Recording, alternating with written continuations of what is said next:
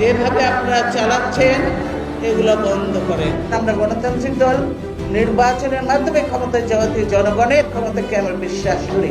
আমরা ক্ষমতায় এসে বানিয়েছি বাংলাদেশকে ইমার্জিং টাইগার। আইন সবার জন্য সমান নয় এবং এটাকে একটা নিরপেক্ষ কোর্ট বলে জনগণের কোর্ট বলে না, এটাকে বলা হয় আওয়ামী কোর্ট। জনগণের ভোটের অধিকার কেড়ে নেওয়া হয়েছে।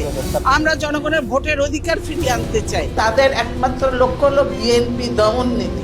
ধরে ধরে মারোটান রাজা হবে খান খান, তেমনি ভাবে এদের অবস্থাও সেই অবস্থা হবে। দেশ আজ গণতন্ত্রহীন অবস্থায়।